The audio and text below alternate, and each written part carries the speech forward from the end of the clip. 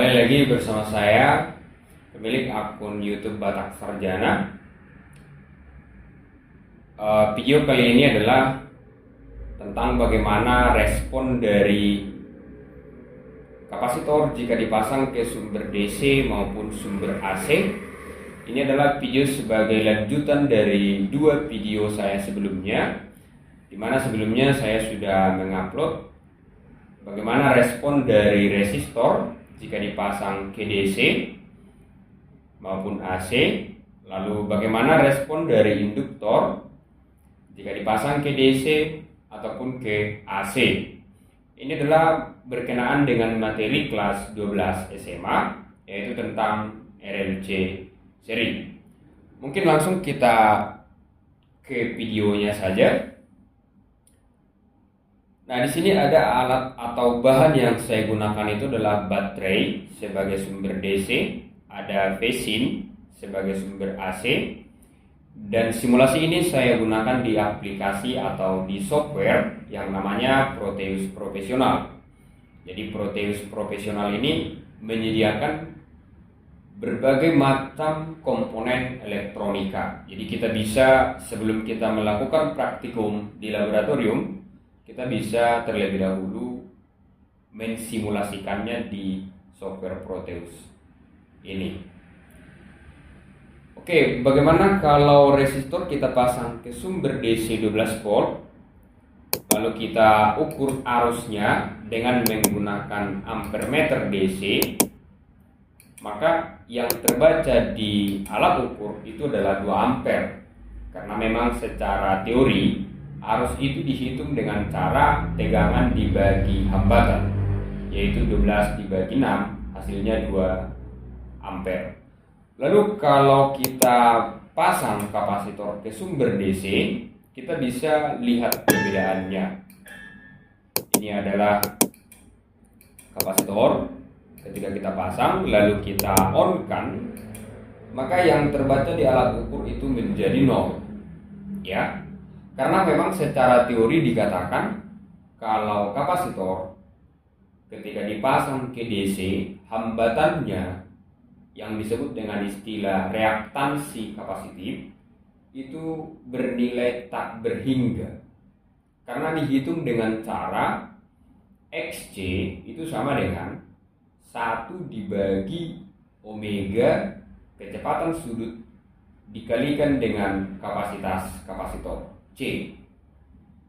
Karena di penjelasan sebelumnya sumber DC omeganya bernilai 0, maka nanti ketika kita hitung reaktansi kapasitifnya menjadi sama dengan 1 dibagi 0, di mana 1 dibagi 0 itu adalah tak berhingga.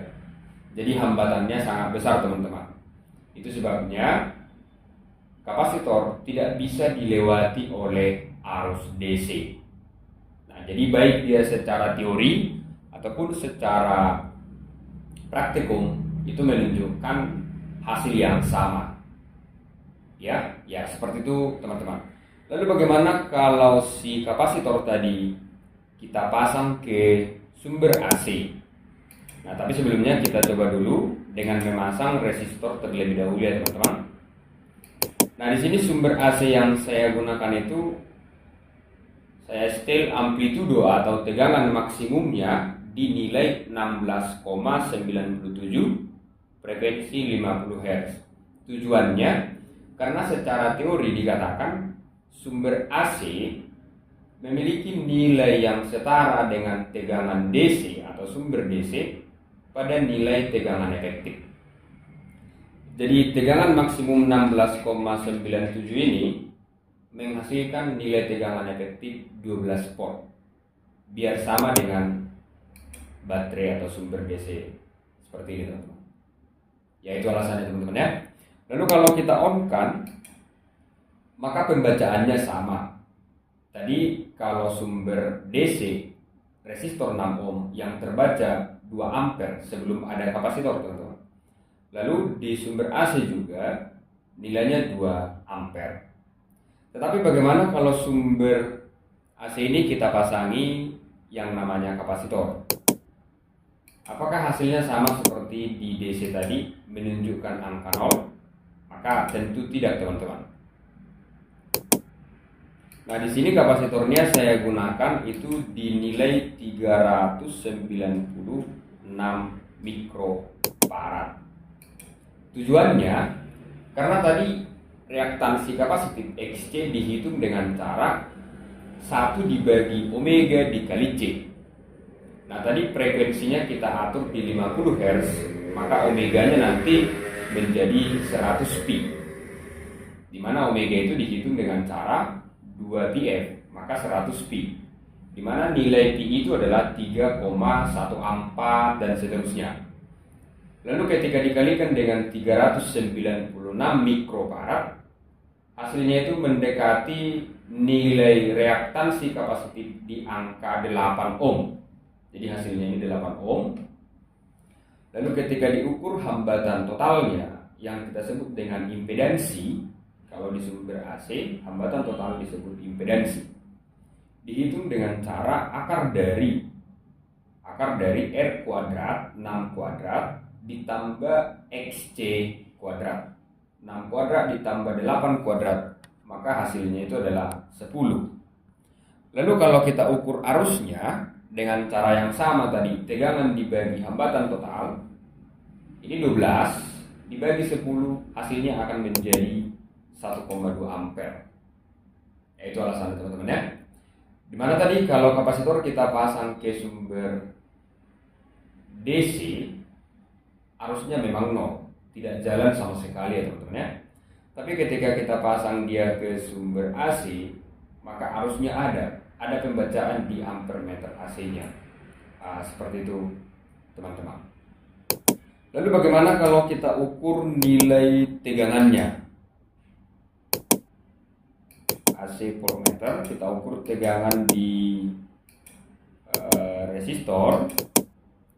Kalau secara perhitungan tentu nilainya harusnya 7,2 volt, dimana arusnya 1,2 dikali 6, maka harusnya 7,2.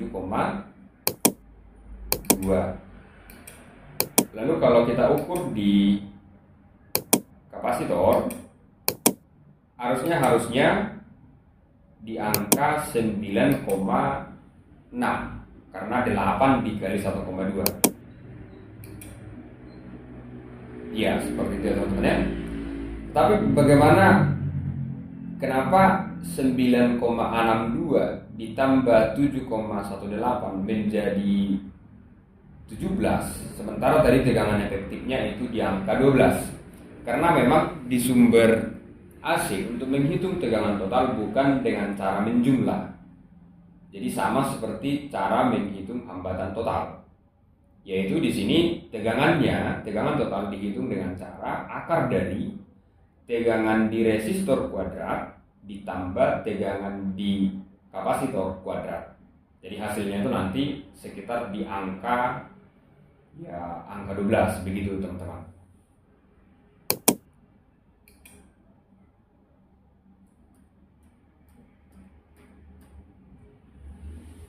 Lalu bagaimana kalau kita pasang di osiloskop, teman-teman?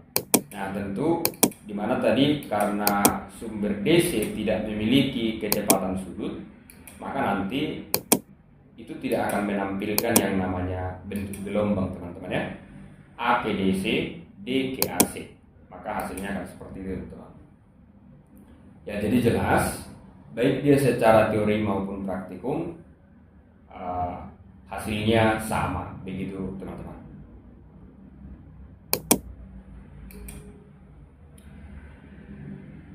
Sekianlah penjelasan dari saya, pemilik akun YouTube Batak Sarjana.